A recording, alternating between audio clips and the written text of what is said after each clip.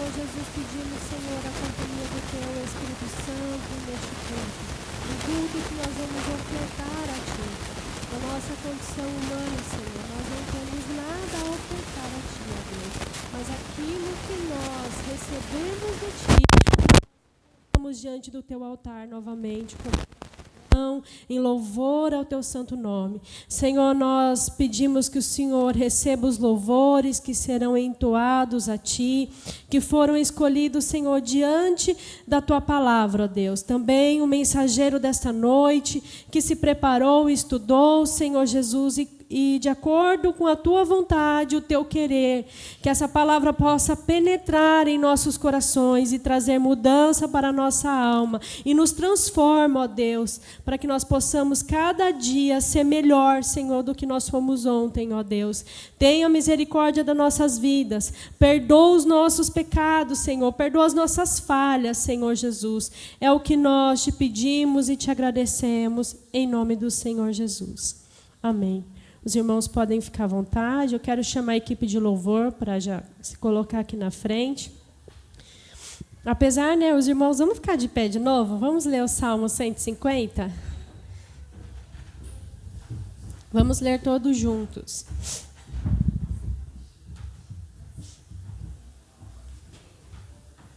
Vamos lá?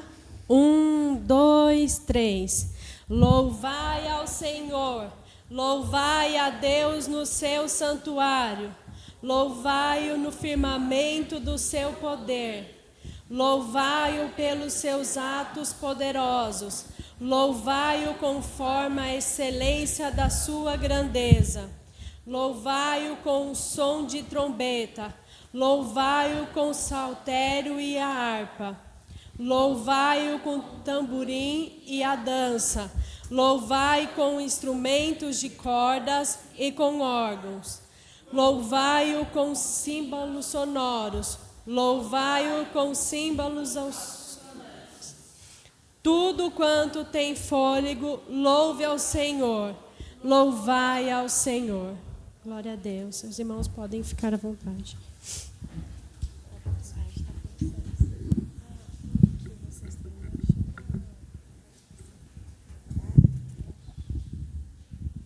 Graça e paz, irmãos. Louvemos ao Senhor Jesus.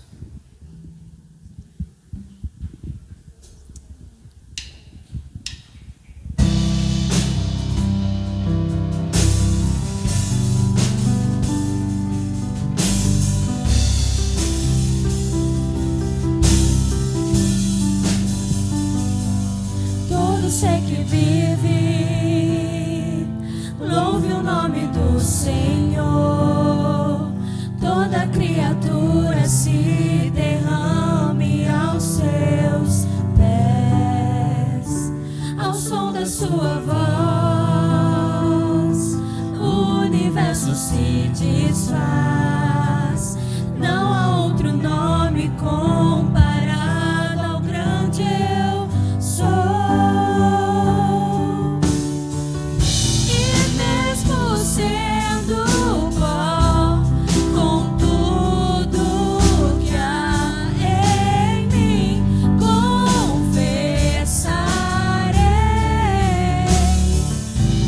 seus e terra passarão.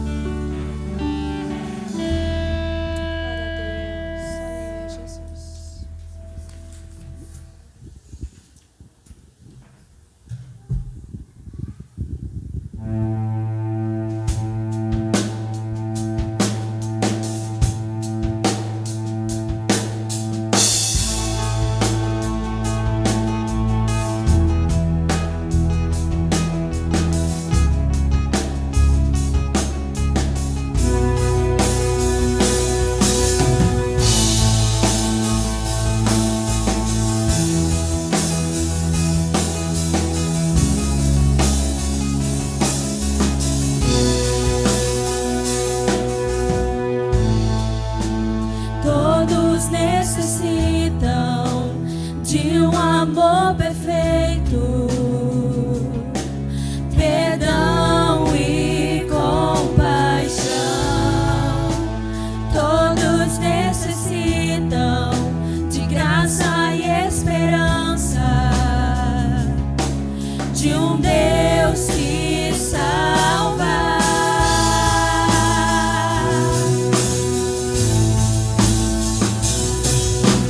Cristo move as montanhas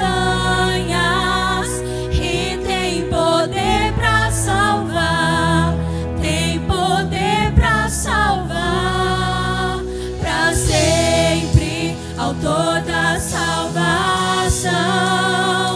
Jesus a morte venceu, sobre a morte venceu.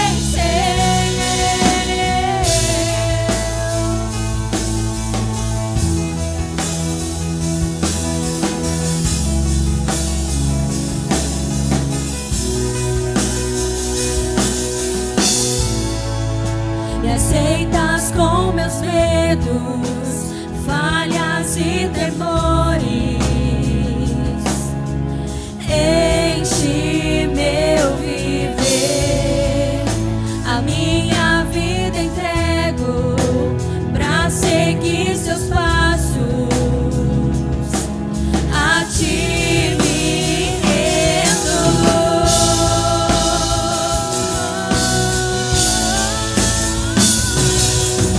Cristo move as montanhas e tem poder pra salvar, tem poder pra salvar, pra sempre, autor da salvação. Jesus a morte venceu, sobre a morte venceu. Cristo move as montanhas e tem poder pra salvar, tem poder pra salvar, pra sempre, autor da salvação. Jesus a morte venceu, sobre a morte venceu. Vosso mundo vê brilhar a luz, cantamos para a glória do Senhor Jesus. Cristo, vosso mundo vê brilhar a luz, cantamos para a glória do Senhor Jesus. Cristo, vosso mundo vê brilhar a luz, cantamos para a glória do Senhor Jesus. Cristo move as montanhas e tem poder pra salvar, tem poder pra salvar, pra sempre, autor da salvação. Jesus a morte venceu, sobre a morte venceu. Cristo move as montanhas e tem poder pra salvar, tem poder pra salvar, pra sempre, autor da salvação. Jesus a morte venceu, sobre a morte venceu.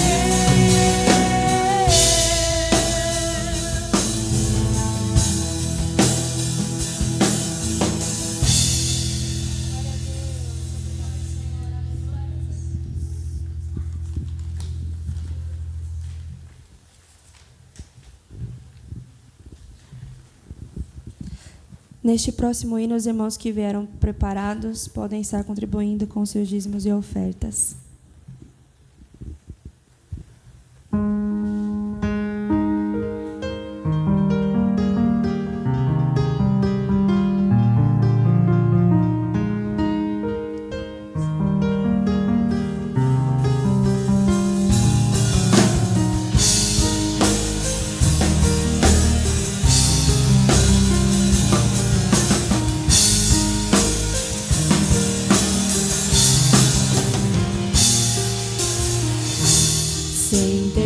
condição de te escolher, cego pelos meus pecados.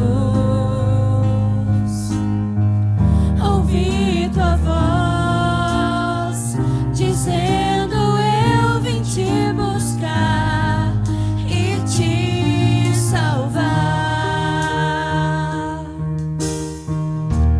Então percebi que eu já era seu bem antes de existir. O Senhor me escolheu. Valeu a pena perder a minha vida, pelo teu amor te encontrei. Em minha alma estão as suas digitais. Cada dia que se passa eu te amo muito mais. Tua graça perfumou meu coração, Senhor. Onde o pecado abundou, hoje ela superabundou.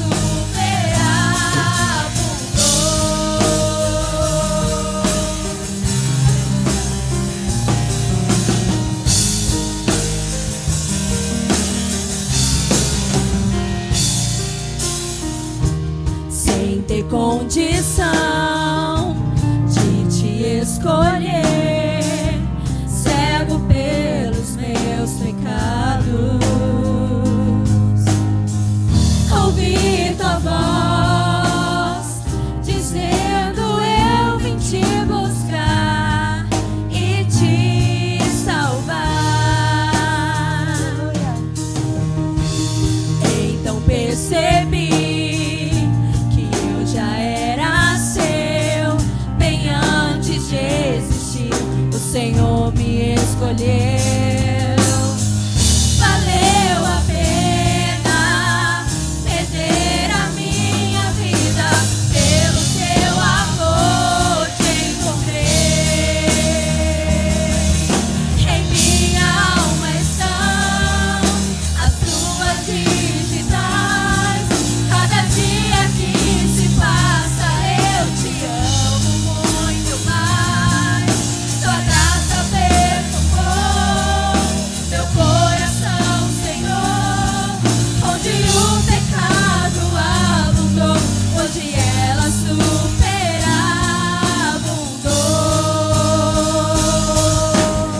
Porque dele, por ele, para ele são todas as coisas. Porque dele, por ele, para ele são todas as coisas. Porque dele, por ele, para ele são todas as coisas. Porque dele, por ele, para ele são todas as coisas. Em minha alma estão as suas digitais. Cada dia que se passa eu te amo muito mais. Tua graça perfumou meu coração, Senhor. Onde o pecado abundou, hoje ela superabundou. Onde o pecado abundou, hoje ela superabundou. Onde o pecado abundou, hoje ela superabundou.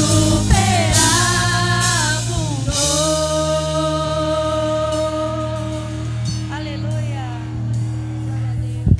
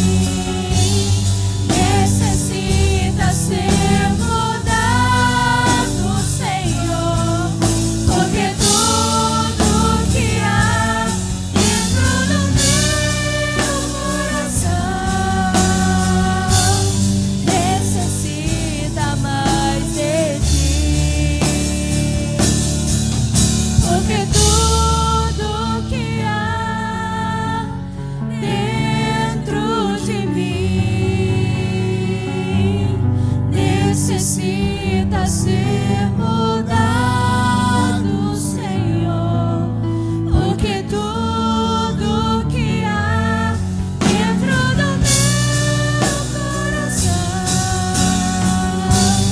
necessita mais de ti.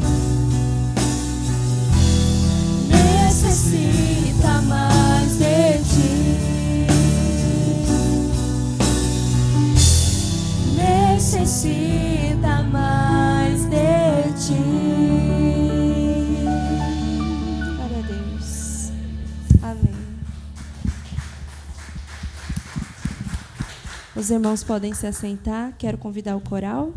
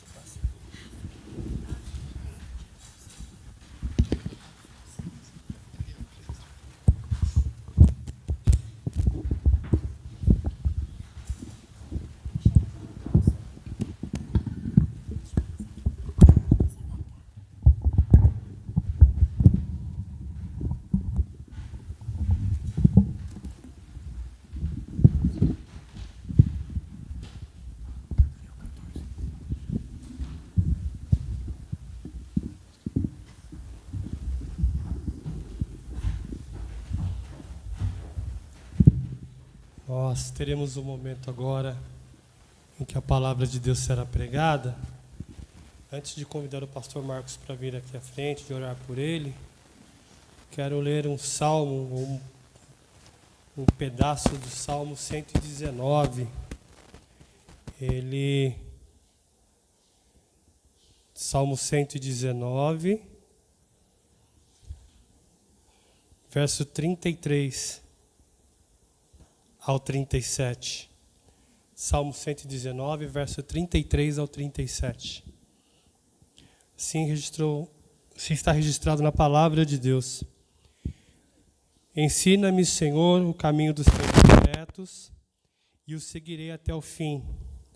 Dá-me entendimento e guardarei a tua lei. De todo o coração a cumprirei.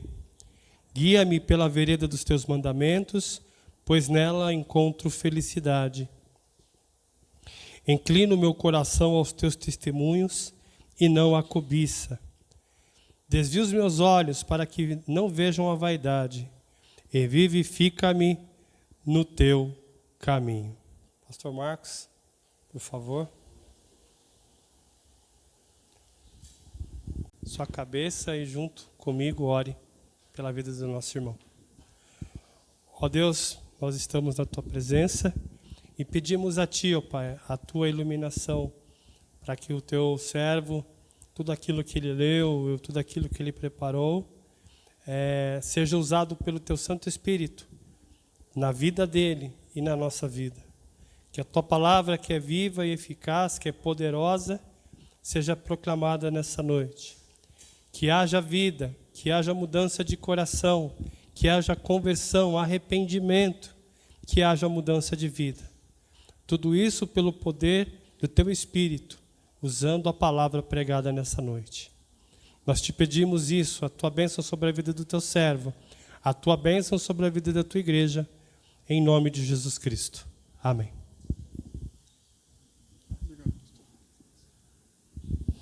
Graça e paz, irmãos.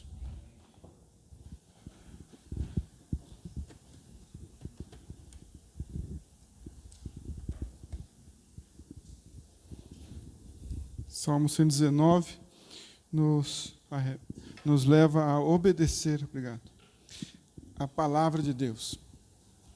E a ordem do dia hoje é: anunciai a morte do Senhor até que Ele venha. Estamos aqui para obedecer a palavra de Deus. Nós não somos salvos pelas obras. E a Santa Ceia é uma obra. O Senhor ordenou que fizéssemos a obra do Senhor, e esta é um dos trabalhos que a igreja faz. Essa é uma obra. Nós não fazemos para ser salvos, mas a fazemos em obediência a uma ordem. Fazer isso todas as vezes que comerdes em memória de mim.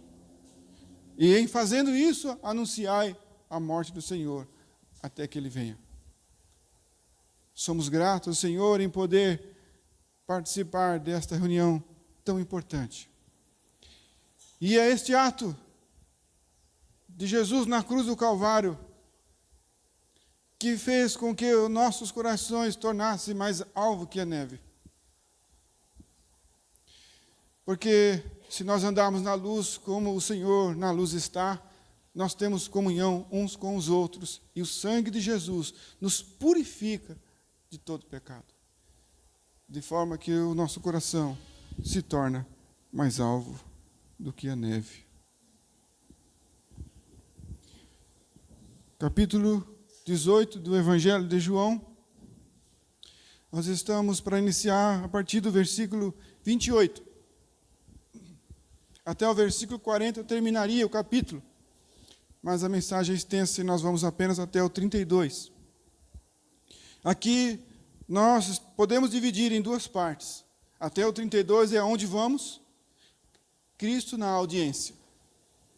Em muitas versões está escrito pretório.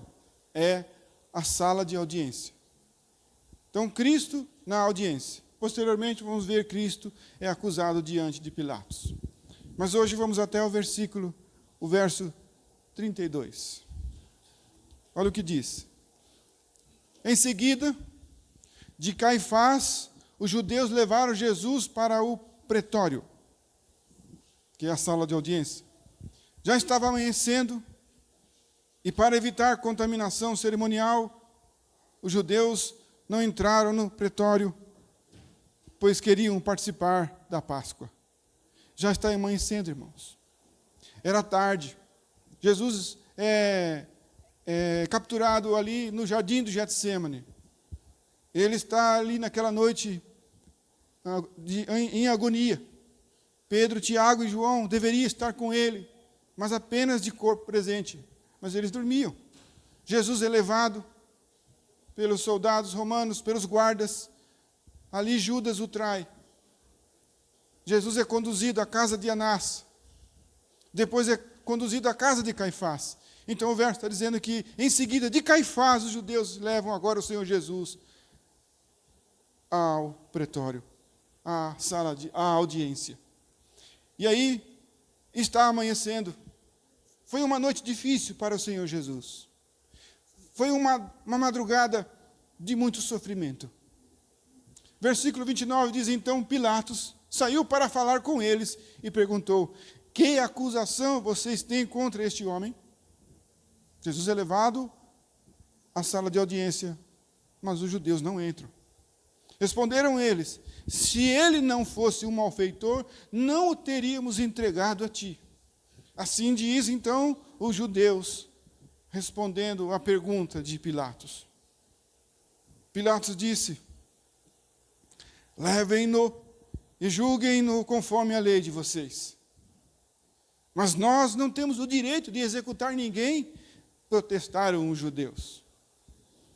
Ali percebe-se que é um empurra-empurra. Cada um tem a sua desculpa.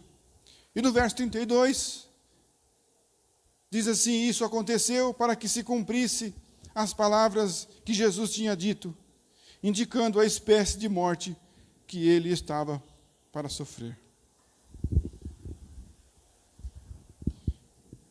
Então nós vamos até o versículo 32.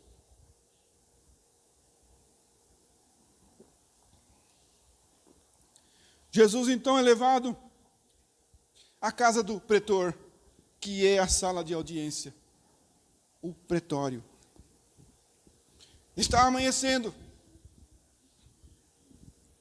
E para que não houvesse a contaminação da tradição para com os judeus, que eles não poderiam entrar na sala de um incircunciso, eles não entraram na sala de audiência, porque haveria de participar da Páscoa. Jesus é conduzido apressadamente à sala de audiência. Levaram o Senhor diante de Pilatos. Levaram para que ele fosse condenado, para que Jesus fosse executado por um tribunal romano. O povo temia Roma.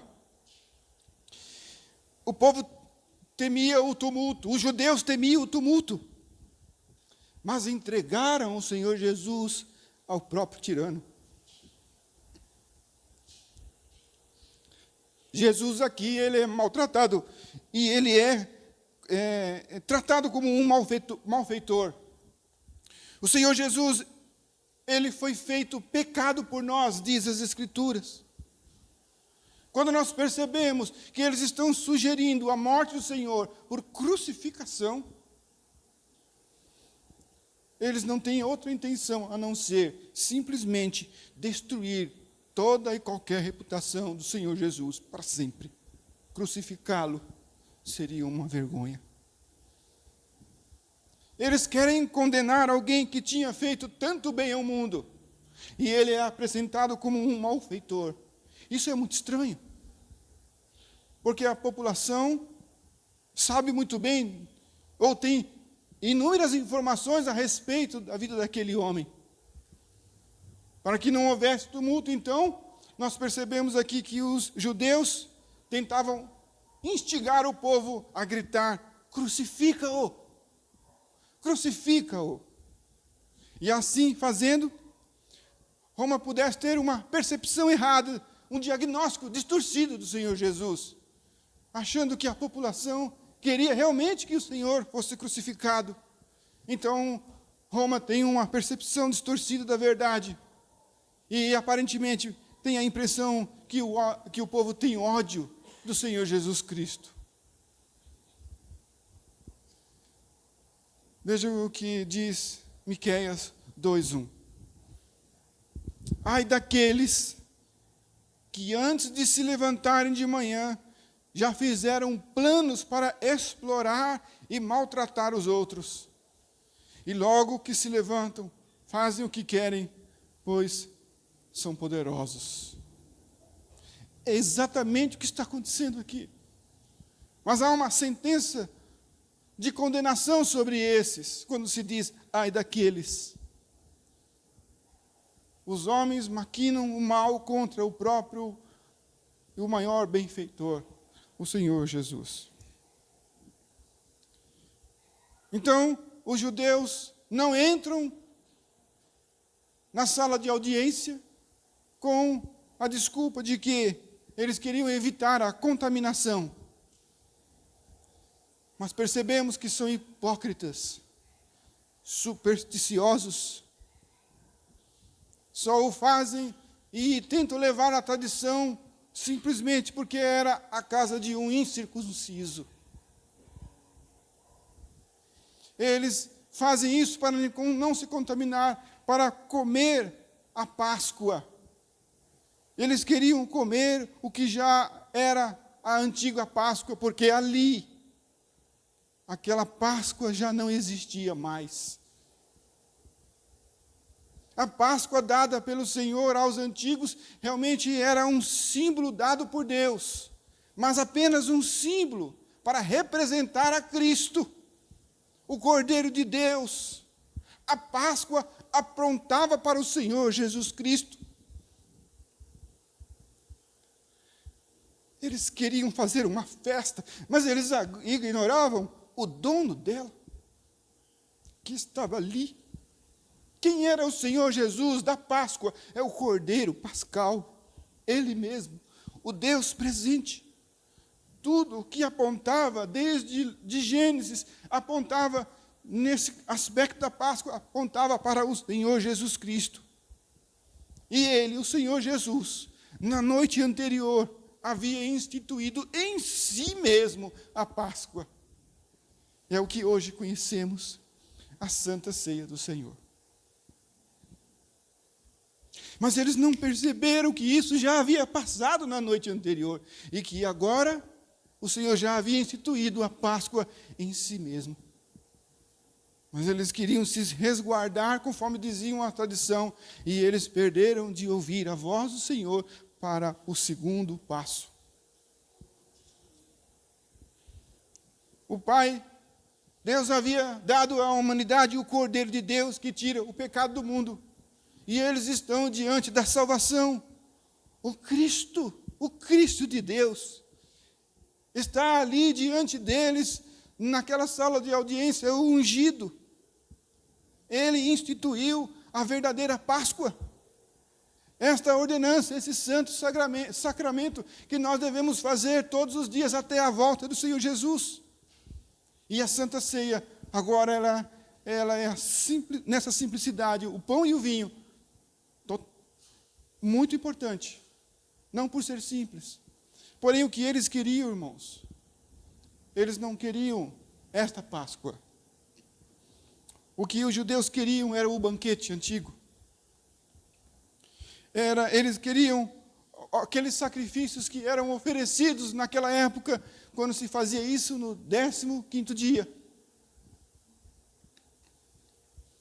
Assim ordenava os antigos rudimentos. Mas eis que nós estamos diante de uma nova aliança, o novo pacto.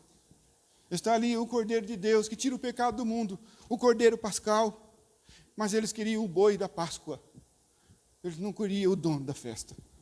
Eles queriam os bois da Páscoa. Sacrificar e participar daquele churrasco. E por participarem daquela festa, daquela Páscoa antiga, que já havia passado na noite anterior. Eles, então, por tradição, eles não queriam entrar diante do tribunal, porque eles julgavam-se que ali entrando seriam contaminados e não poderiam participar da Páscoa. Ao tentar coar um mosquito, eles estavam engolindo um camelo. Por mais piedoso que poderia ser aquilo, mas sem a presença de Deus eles erraram muito.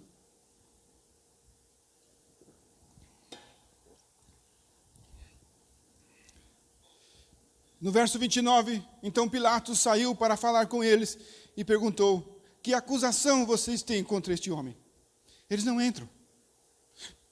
Pilatos recebe a informação que Jesus é colocado diante dele ali com acusações. Então Pilatos, digo melhor, ele sai ali para falar com aqueles judeus que haviam entregado. E a pergunta dele é simplesmente essa: que acusações vocês têm contra este homem?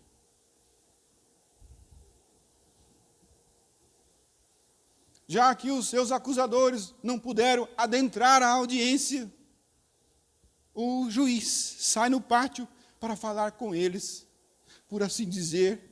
Quando colocamos Pilatos aqui como juiz, considerando que Pilatos, está como um magistrado, porque o levaram para que o juiz ali, nessa situação, nesse ofício, pudesse condenar.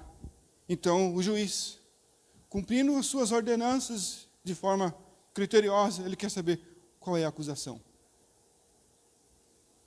O que nós vemos em Pilatos, um homem ímpio, de certa forma, até vemos um ato elogiável a seu respeito. Bem diferente daqueles que estão trazendo o Senhor Jesus. As Escrituras registram que os filhos das trevas são inúmeras vezes mais prudentes do que os filhos da luz. Eis aí, estamos vendo o filho das trevas sendo prudente e faz a pergunta: que acusação vocês têm contra este homem? É a dedicação do ofício de Pilatos na sua posição de governador. A dedicação do ofício do seu trabalho. E ele está debaixo de ordens.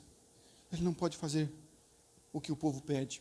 Simplesmente existe uma lei. Por isso, irmãos, nós aprendemos aqui.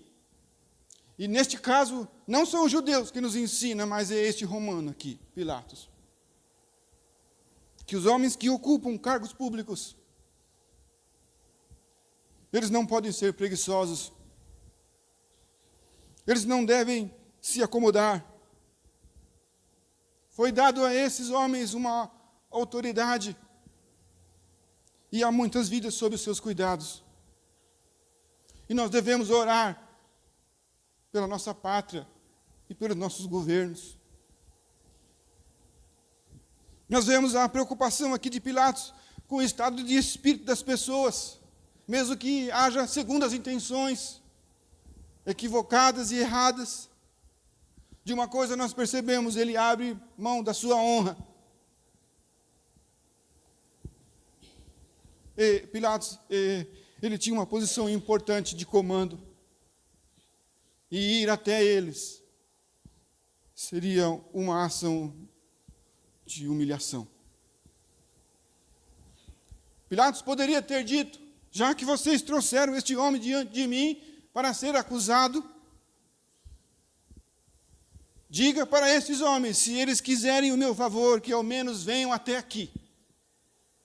Porque eu não quero saber das suas religiões. Se eles querem o meu favor, que eles venham até mim. Mas Pilatos não insiste nisso, mesmo tendo este direito. Ele tolera aqueles homens, e a Bíblia diz que ele sai ao encontro deles, para fazer esta pergunta: que acusação vocês têm contra este homem? Por isso, irmãos, nós temos que entender que se nós fizermos alguma coisa, e se aquilo que nós fizemos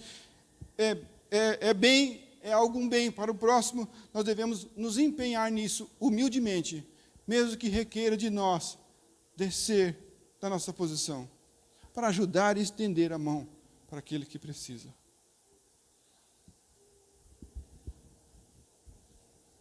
Nós percebemos que Pilatos está em obediência aos preceitos da justiça. Ele está ali para cumprir de forma cabal a posição pelo qual ele está ocupando. Que acusação vocês têm contra este homem? Qual é o crime? Apresente-me as provas. Nenhum homem ele poderia ser acusado, irmãos.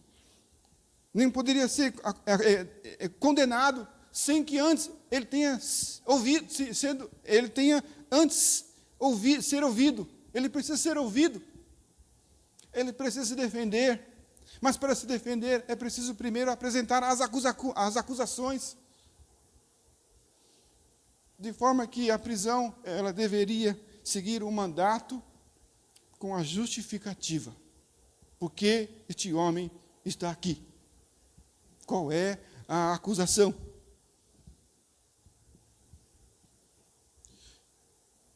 Tanto para com os judeus quanto para Roma, nenhum homem poderia ser preso sem que houvesse uma acusação formal contra ele. Então, ele quer a acusação, a formalidade da justiça, da lei. Responderam eles, versículo 30, se ele não fosse um malfeitor, não o teríamos entregado a ti. Cadê as provas? Qual é o crime? Ele simplesmente diz, se ele não fosse um malfeitor, confie em nós. Confie em nós. Nós não o teríamos entregado a ti. E vemos aqui que eles foram rudes com Pilatos. Ele não está buscando testemunhas. Ele quer a acusação e as provas daquilo. Mas eles foram rudes, grosseiros. E Pilatos está percebendo que ele está diante de um grupo de homens de má índole. Porque eles não apresentam as provas. E o juiz sabe muito bem quando o processo está sendo levado de forma arbitrária. Ele já sabe, ele já percebe. Esta resposta aqui não convenceu Pilatos. Ele não é um marinheiro de primeira viagem.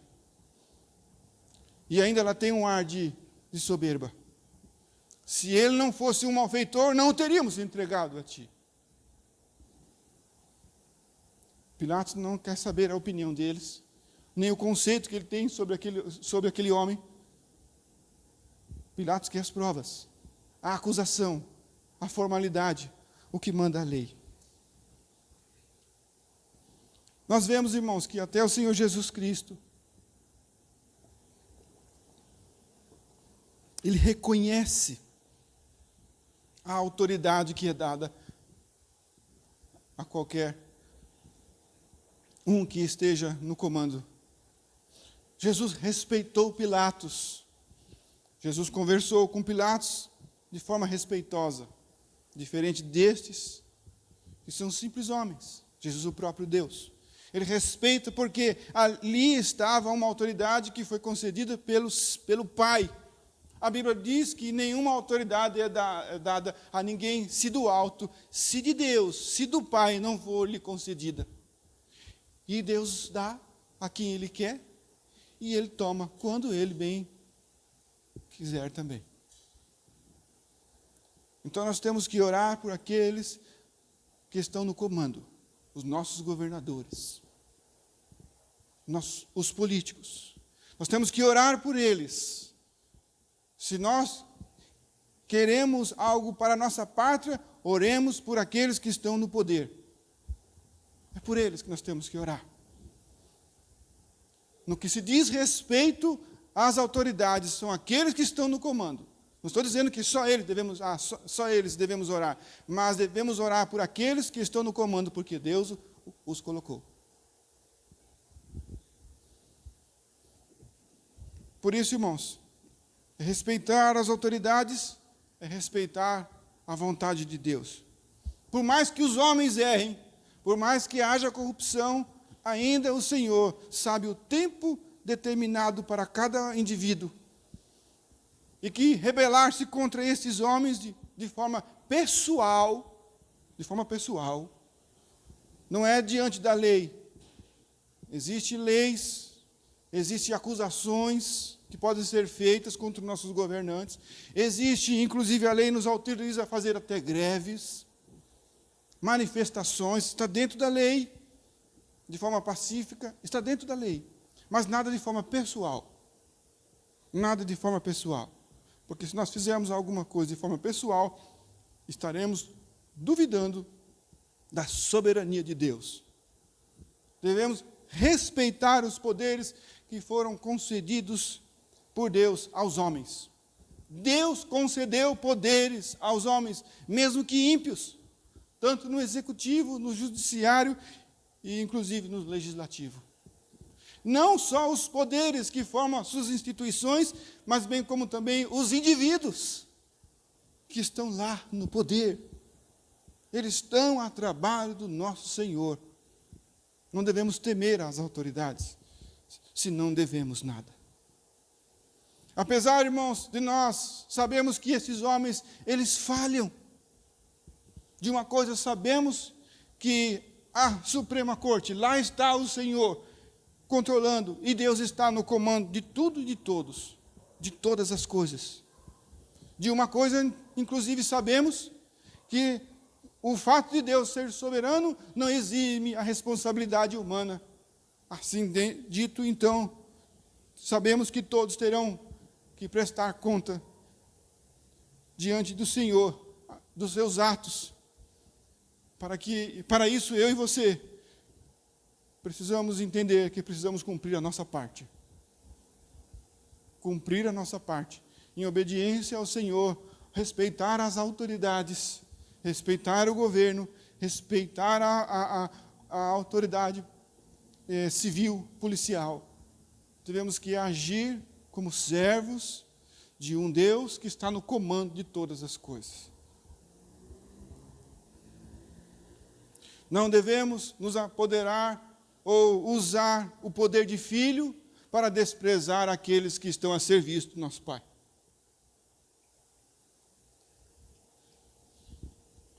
Porém, irmãos, esse desprezo, esse desdém das autoridades que nós vemos, inclusive nos dias de hoje, é algo antigo. Eis aí, nós estamos olhando. É algo que vem há centenas de anos. E aonde está o problema? Está intrínseco no homem, na natureza pecaminosa. É natural o homem se rebelar contra toda a autoridade que venha de Deus.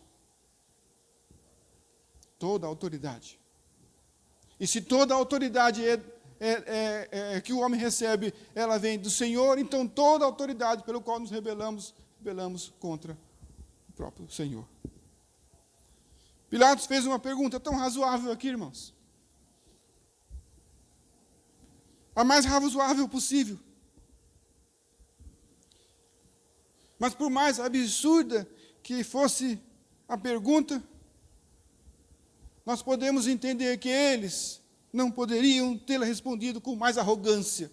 Isso mostra a índole daqueles homens.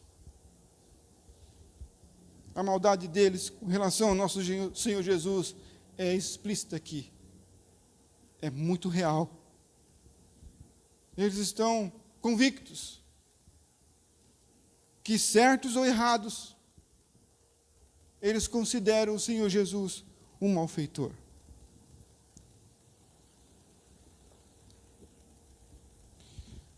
Nós devemos, irmãos, para isso, supor que um homem ele é inocente, até que se prove o culpado, que seja culpado, até que se prove o contrário.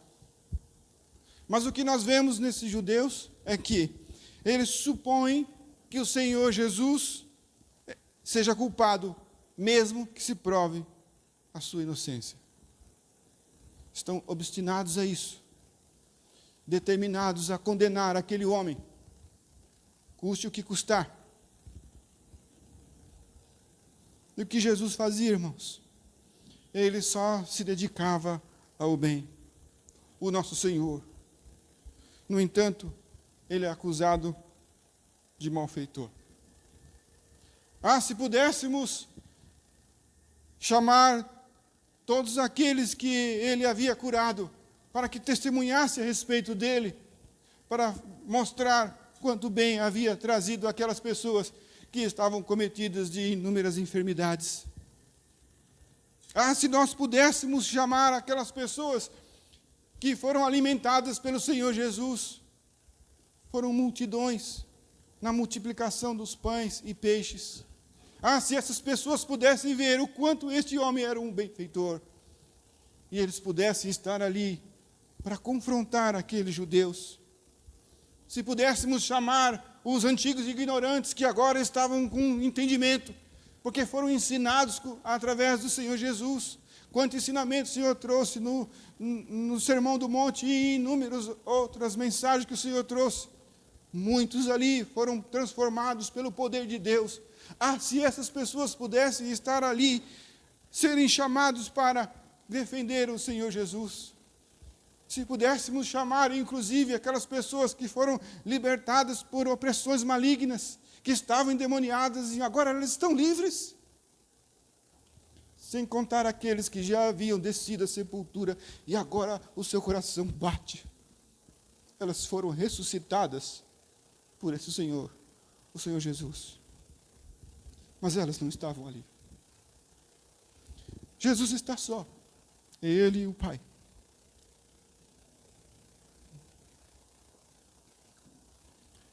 Por mais confortável que seja a presença de todos esses seus testemunhos, ainda a presença do Pai é superior. É Deus e Deus. Deus e Deus. O homem não estava lá. O homem se apresenta como acusador.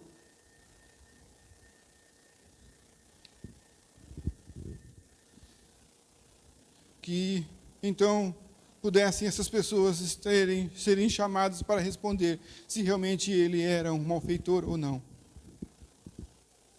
Mas o que nós estamos vendo é que o melhor dos benfeitores está sendo considerado e perseguido como o pior dos malfeitores.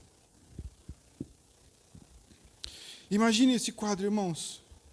Nós estamos vendo um quadro onde existem inúmeros judeus ali que estão orgulhosos, são orgulhosos, convencidos de si mesmo, e do seu próprio julgamento, eles fazem a sua própria justiça.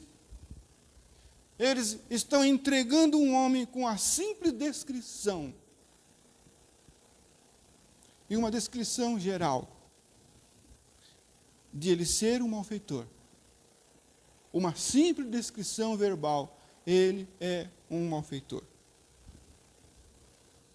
Estão tão cegos, e isso os leva a ser tão presunçosos, que eles julgam ser suficiente para que um magistrado civil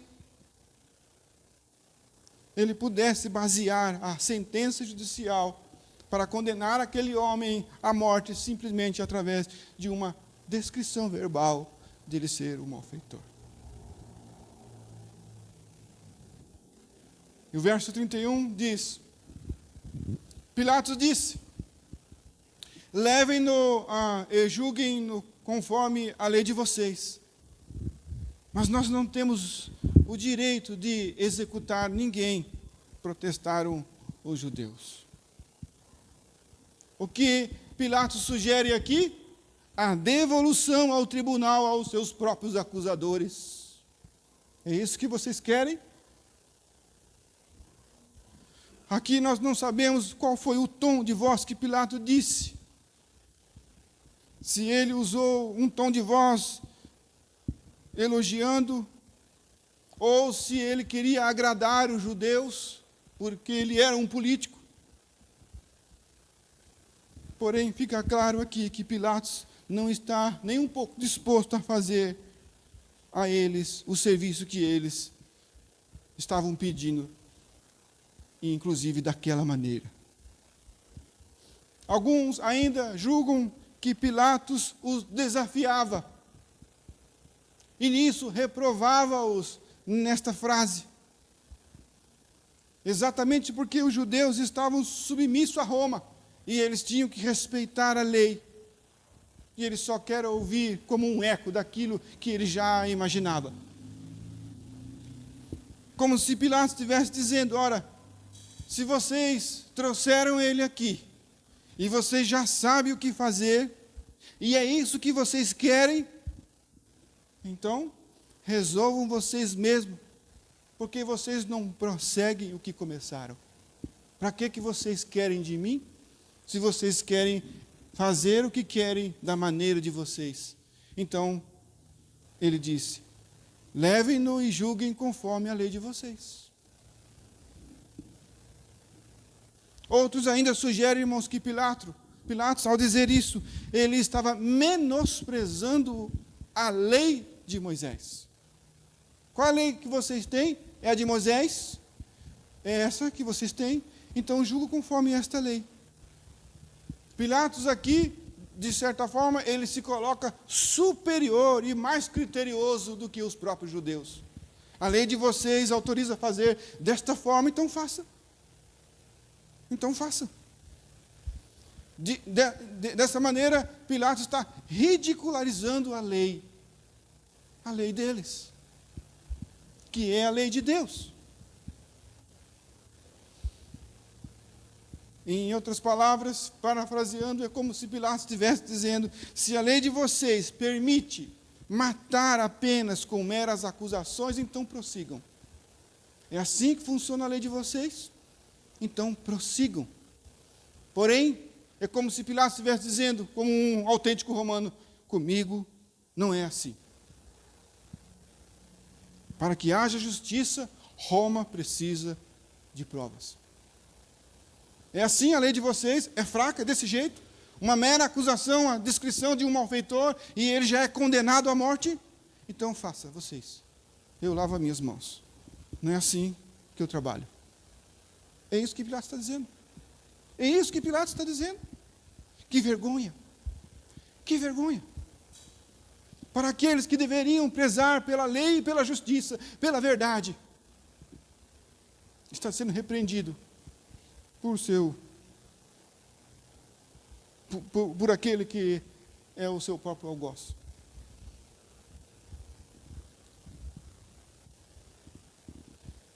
Por causa dessa corrupção que havia entre os judeus, então a lei de Deus está sofrendo blasfêmia, desprezo, escandalizada. Havia uma corrupção. E eles, de forma corrupta, estão tentando ali acusar o Senhor Jesus fora da lei. E aí veja que então os judeus protestam. Eles se sentem acuados. E agora envergonhados, inclusive. Então eles declaram: nós não temos o direito de executar ninguém. É possível que tenha usado um tom de voz mais baixo. Nós não temos direito de executar ninguém. Envergonhados. Agora nós percebemos então que os judeus, diante disso, confrontados, se submetem à autoridade. E agora menos insolentes, eles dizem simplesmente que nós não temos o direito. Eles chegaram altivos, porém agora foram humilhados, porque eles não defenderam a palavra de Deus, a lei e a justiça do Deus de Israel.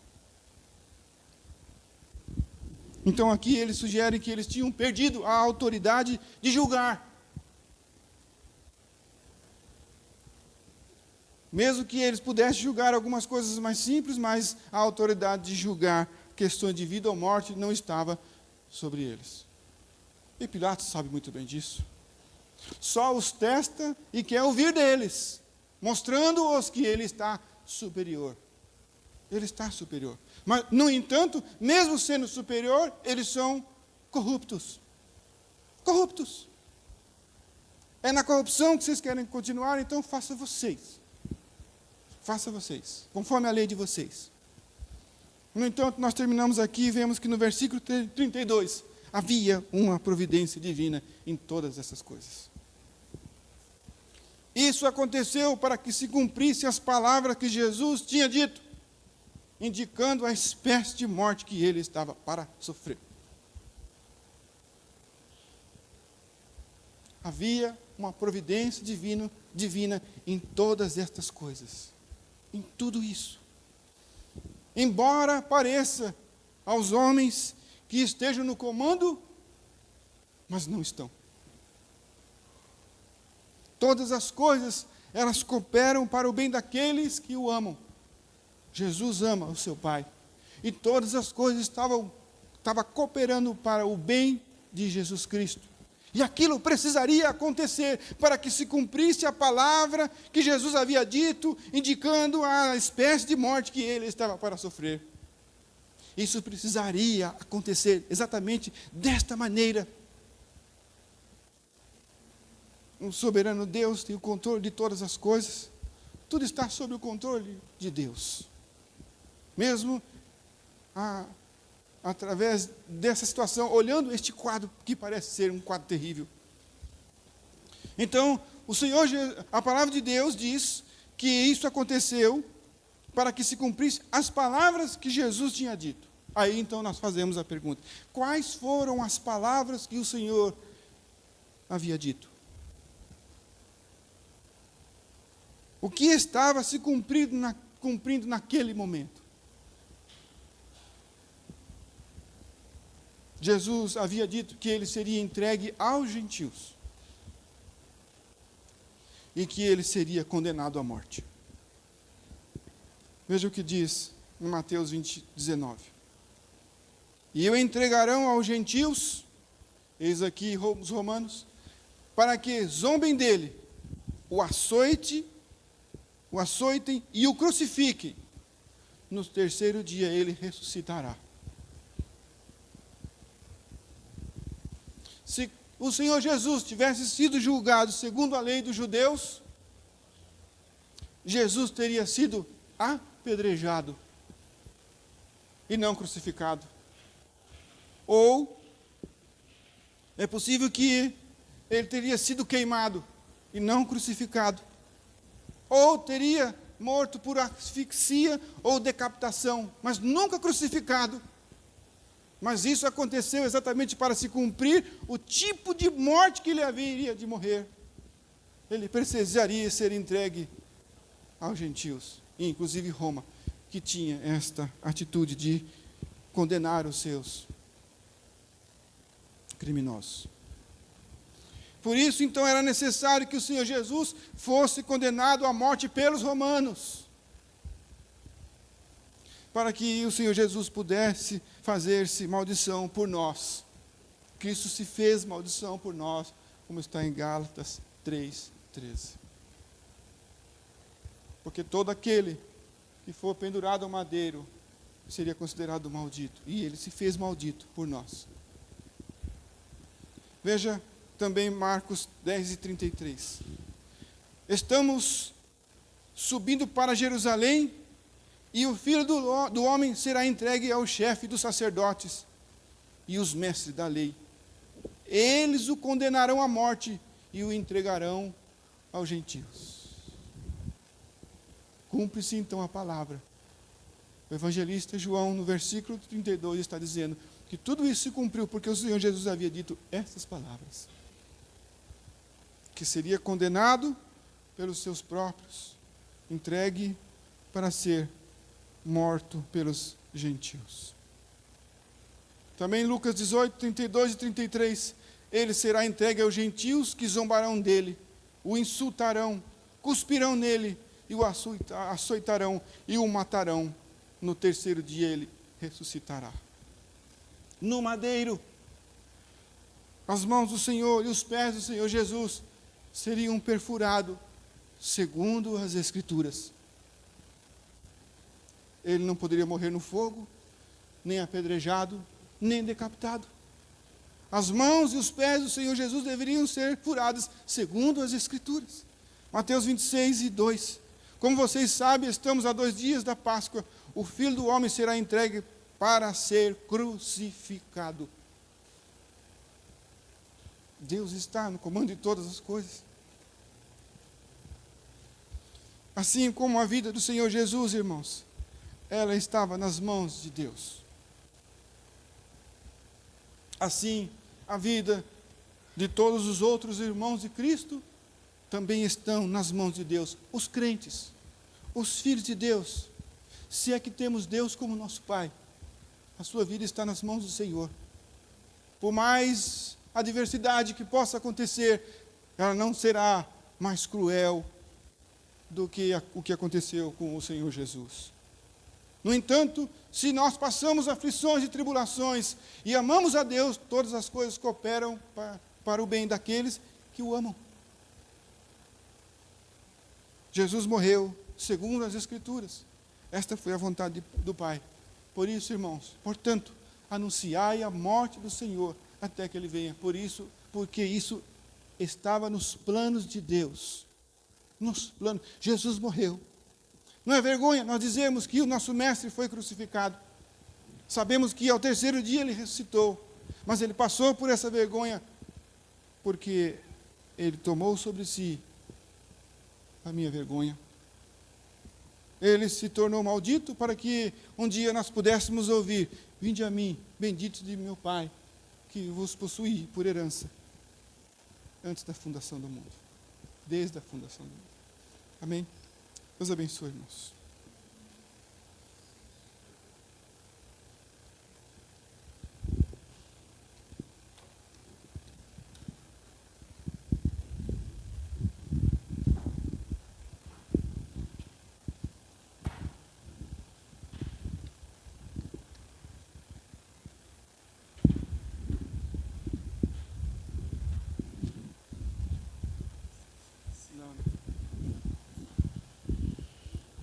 Bom, irmãos, como complemento de tudo que nós temos ouvido, nós somos chamados a participar da ceia do Senhor.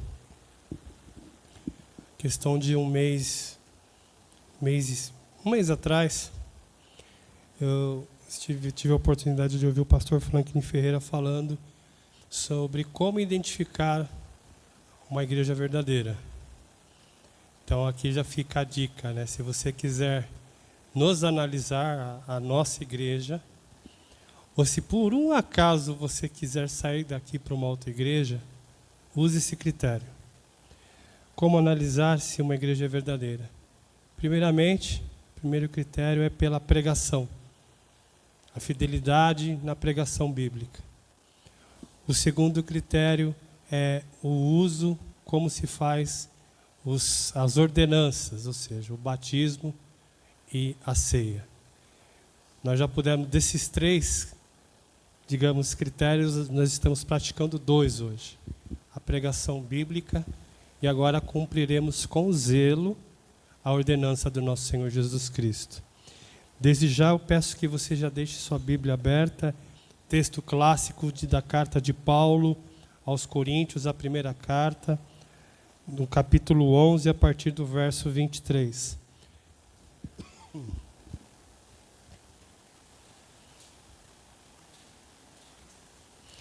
Paulo, ele nos afirma, a partir do verso 23, que porque eu recebi do Senhor o que também lhes entreguei, que o Senhor Jesus, na noite em que foi traído, pegou um pão, e tendo dado graças, o partiu e disse: isto é o meu corpo, que é dado por vocês. Façam isso em memória de mim. Do mesmo modo, depois da ceia, pegou também o cálice, dizendo: este cálice é a nova aliança no meu sangue. Façam isso todas as vezes que o beberem em memória de mim. Verso 26. Porque todas as vezes que comerem este pão e beberem o cálice, vocês anunciam a morte do Senhor até que Ele venha. Por isso, aquele que comer o pão ou beber o cálice do Senhor indignamente, será réu do corpo e do sangue do Senhor. Que cada um examine a si mesmo, e assim coma do pão e beba do cálice. Pois quem come e bebe sem discernir o corpo, come e bebe para juízo. E por isso que há entre vocês muitos fracos e doentes, e não poucos que dormem. Porque se julgássemos a nós mesmos, não seríamos julgados. Mas quando julgados, somos disciplinados pelo Senhor, para não sermos condenados com o mundo. Assim, meus irmãos, quando vocês se reúnem para comer, esperem uns pelos outros. Se alguém tem fome, que coma em casa, a fim de que vocês não se reúnam para juízo. Quanto às demais coisas, eu as ordenarei quando for aí. Quero que você, por favor, abaixe sua cabeça. Nós estaremos orando pelos elementos. Após isso, eu já convido aqueles que estarão nos ajudando a servir. E também, já após a oração, já peço para que a equipe de louvor também já tome o seu lugar aqui em cima.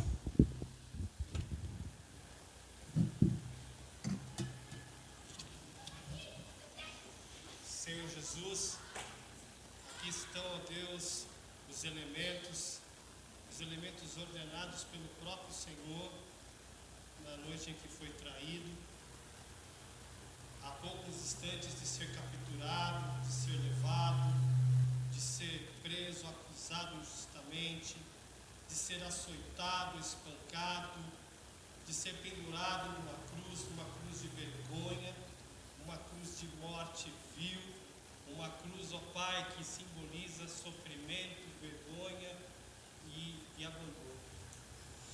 Aqui estão, ó Deus amado, os elementos que o Teu Filho tomou e nos ordenou que sempre que nos reuníssemos, celebrássemos esse momento em memória dele.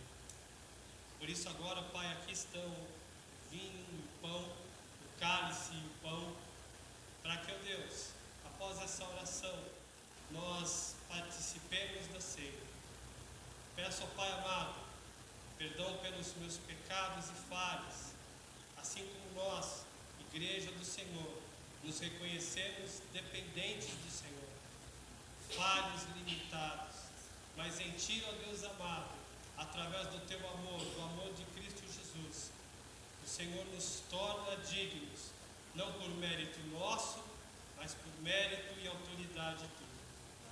Ó Deus, que neste momento venhamos a participar, não com a nossa mente vazia, não como necios, não sabendo o que estão fazendo, mas nos lembrando do quanto custou o preço alto que foi pago para que tivéssemos esse privilégio. Ó Deus, que esse momento seja um momento de reflexão, seja um momento de cumprimento de ordenança, mas que também seja um momento em que participemos do Teu corpo, participemos do Teu sangue, de forma, Deus amado, a nos fortalecer na fé, a sermos fortalecidos na graça, para que sigamos no caminho, para que testemunhemos do Senhor, para que o Teu nome seja honrado em nossa vida. É o que te pedimos em nome de Jesus. Amém.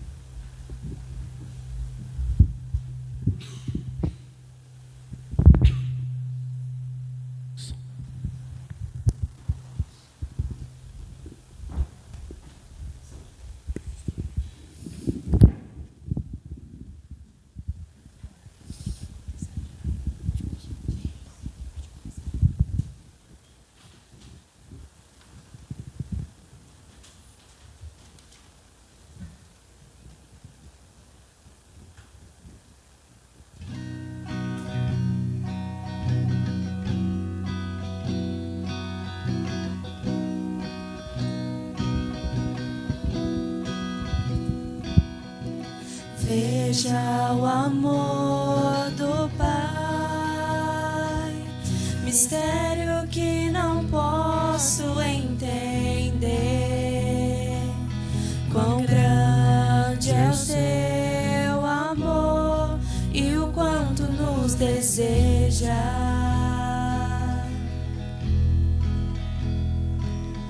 As coisas deste mundo não são nada diante dele. Pai infalível, o que se compara a ti? Veja o Filho de Deus, o leão e o cordeiro dado a nós. O Verbo se encarnou, Salvador da minha alma. Sofreu por tanto amar a humanidade, no seu sangue é salvação. Jesus Messias, o justo se entregou. Não foi o fim,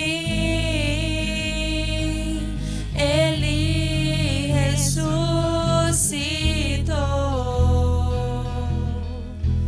Canta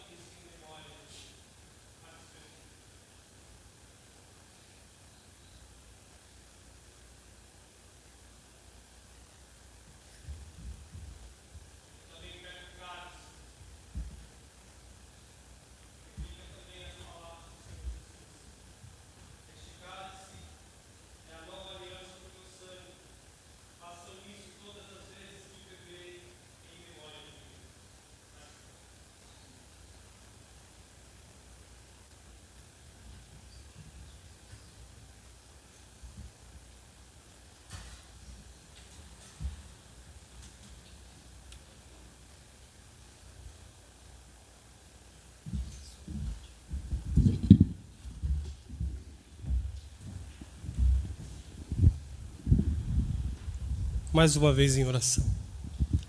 Santo Deus, mais uma vez oramos em gratidão ao teu amor, em gratidão à obediência do Filho, que demonstrou também o seu amor, pela operação e virtude do Espírito, que trabalha em nossa vida desde o momento em que o Senhor nos regenerou. Muito obrigado, Pai, por esse momento. Muito obrigado porque como igreja podemos nos reunir e dizermos, através do cumprimento dessa ordenança, que estamos ligados no Senhor, que estamos ligados na videira e que de Ti sorvemos vida. Muito obrigado, ó Pai, no nome santo de Jesus Cristo. Amém. Estamos por terminar o culto. Eu vou pedir para o Marcos vir dar a bênção apostólica. Mas antes disso, só me ocorre 2 avisos, né? Quarta-feira, nosso culto de oração será aqui. Caso alguém queira, fica aquele combinado. Avisa o Marcos, aí ele já posta no WhatsApp e a gente muda. Mas até o momento, o nosso culto na quarta-feira vai ser aqui. Também a classe dos homens no sábado, tá bom? Nós vamos aí até o dia acho que 16 ou 15 de dezembro. Temos mais duas aulas. Então ontem nós tivemos uma turma reduzida, mas nem por isso deixou de ser edificante. Nem por isso deixou de ser bom e extremamente agradável. Porém, eu peço que aqueles que não estiveram ontem se ajuntem conosco no sábado que vem, tá bom? Fica aqui a conclamação, tá bom? E agora, se eu não me esqueci de nada, se eu esqueci o Marcos reitera aqui, nós vamos terminar o culto com a bênção apostólica do pastor Marcos.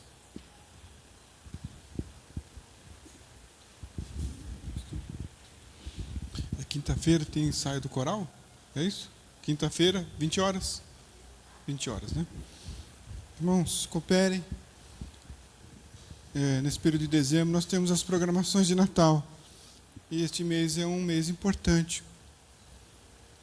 Que foi uma das únicas vezes que Deus veio a este mundo com boas novas de grande alegria. Trouxe salvação. Porque Deus lá do céu, Ele contempla a humanidade, se aborrece muito. Deus olha os homens de forma irada, porque os homens matam, roubam, destroem. Mas o primeiro evangelista, que foi um anjo, disse: eis que vos trago novas de grande alegria. Ele não veio condenar, Ele veio salvar. E nós nos alegramos de podermos utilizar a oportunidade em que o mundo está falando de Natal, para que possamos então dar o sentido do verdadeiro Natal a essas pessoas. Jesus é o verdadeiro sentido do Natal. Amém? Muito obrigado, irmãos, pela presença de todos. Graças damos a Deus pela vida de cada um dos irmãos. A igreja de Jesus é maravilhosa. Amém? Feche seus olhos, irmãos. Que o amor de Deus Pai, a graça do nosso Senhor e Salvador Jesus Cristo e a consolação do Espírito Santo seja com toda a igreja hoje, amanhã e sempre. Todo o povo que é de Deus. Pode dizer amém? Amém, irmãos. Deus abençoe.